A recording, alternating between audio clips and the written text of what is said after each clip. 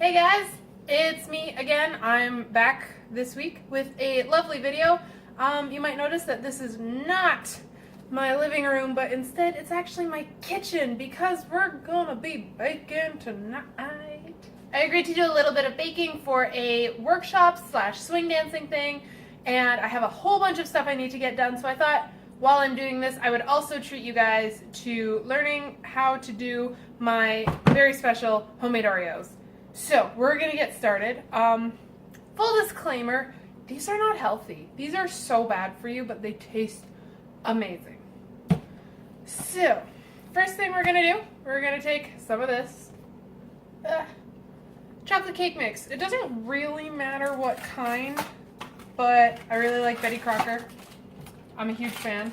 You're just gonna take 3 boxes of chocolate cake mix. You're just gonna dump them into a bowl. Oh, also with the when you're making the cookies, you're gonna want a really big bowl. 3 boxes of cake mix is a lot of cake mix. Now we're going to do 6 eggs. Oh my! Well, good thing I had lots because one exploded. And,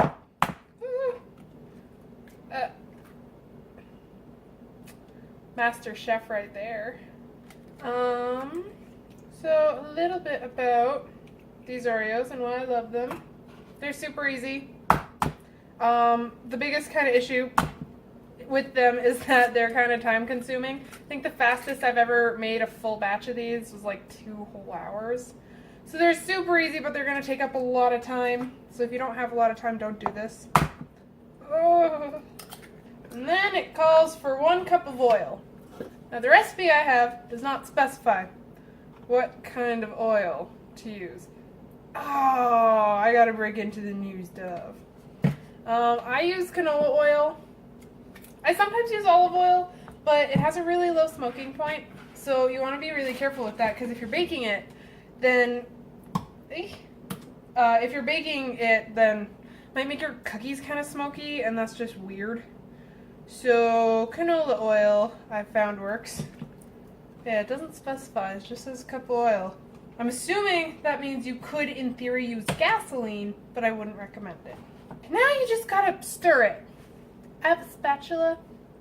I have a mixer that my tripod is currently hooked up to, but I'm not using that for this because A, the mixing bowl is not big enough, and B, I like to use that for the icing because I hate mixing the icing with a passion. Ugh. This dough, once you finally get it mixed, will be very stiff. That's why I'm using my left arm to mix because, this is kind of what I do when I skip a whole bunch of strength training sessions and I need to even out my skinny little noodle arm, that is my non-fencing arm, is I mix these cookies together with this arm. Would like to mention, I don't usually bake this quietly. I usually have music playing really loudly, or if there's other people around, I have it playing really loudly in headphones.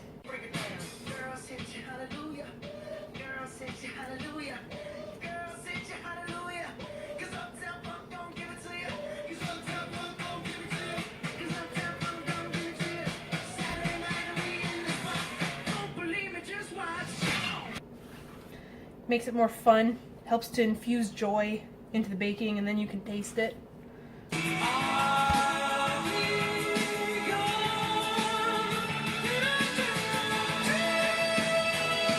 Or at least I think you can taste it. I don't know, I'm really picky about this. My arm's tired.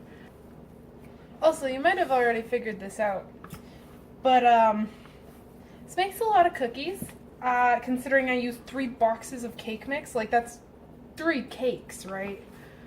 Granted, because they are homemade Oreos, they are going to be partnered. Like, each cookie is going to have a little cookie buddy, but still, it's a lot of cookies.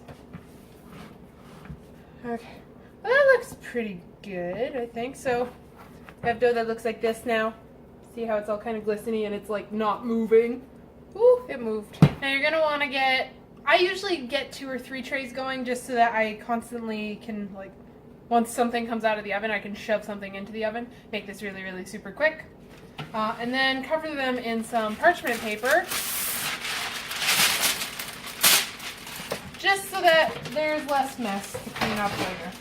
And then once you've got that done, you're going to kind of, I use a spoon because I don't like getting my fingers dirty.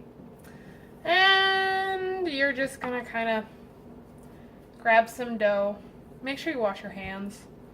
And you're going to form about, the recipe calls for 1-inch balls. Now, about yay big, I'd say. But depending on how big you want your cookies, that can like vary. That size is really, really malleable. If you want to make a lot of really, really tiny cookies, then obviously don't make the cookie balls so big. If you want to make a few really, really big cookies, then obviously you're going to make them a little bigger. There. So then we have a bunch of cookies on a tray with some parchment paper. Okay, so now we are just going to pop these puppies into the oven. Oh, that's really hot. Whew. We're going to leave them in for 9 minutes. Lovely. Haha! Cookie time. Where's my oven mitts? Ah! Foggy glasses. And then you have these. Don't they look amazing? Let those cool a little bit first before you try putting them onto the cooling rack.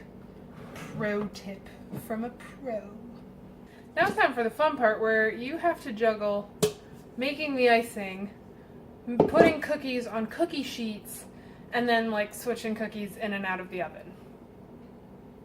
You don't necessarily have to do that. You could just make all the cookies and then make the icing and then put them all together. But again, with me doing everything at the same time, shortest amount of time I've been able to do this is in about 2.5 hours. It's a really long time, so I try to do it all at once.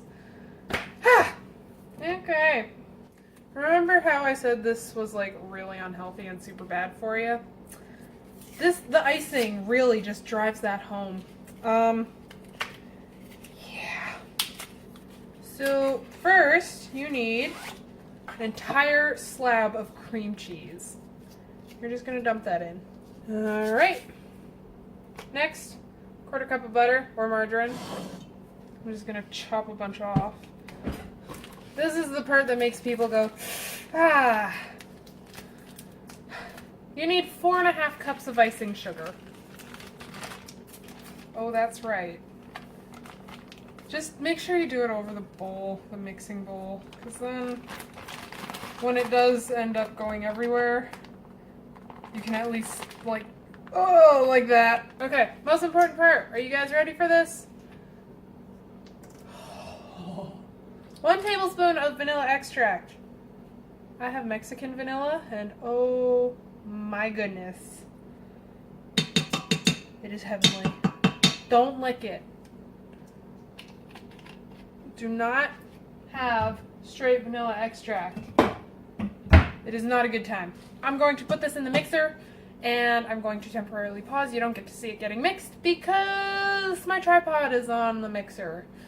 I don't think any of you guys want to deal with that. So, BRB. Hey, icing is done, which means I get these. Oh, so they don't fall out of my hands. Alright. So, kind of what I do from here is I take all my cookies that are cool, put them on a little plate like this. And then what I do is I start icing them. I find 2 cookies that are relatively the same size, because if I screwed up with the balling, I don't want to put one that's about this big with one that's about that big. That sucks. You just put them on, schwack some icing on, and you put them into a container or on a plate, wherever you're kind of, whatever. Because I'm taking these to dance, I'm putting these in a container. So, all you do, take cookie, take icing, ooh, that's too much. Oh no. Put icing on cookie. Put cookie on cookie. There you have Oreo. Put Oreo in container. and repeat. And you just keep on going, and you just keep on repeating all that stuff over and over and over again until you have a bucket that looks kind of like this. Cookies! So that's really briefly a crash course on how to make my homemade Oreos the way I like them. They're really hard to screw up, so I encourage everyone to try making these. Just remember, you're going to want lots of time for this because it did take me, well, we're on our 3rd hour right now, so you might, like, this is an afternoon project. So, anyway, have fun with that, and I will see you guys next week, or maybe I'll see you earlier. I don't know. My schedule's kind of nuts, so I'm just going to do videos for the next little while until school's kind of wrapped up. Just kind of whenever I feel like it. Whenever I get the time, I have lots of final projects and papers due, so we'll see what happens with that. Anyway, good luck and enjoy. Oh no!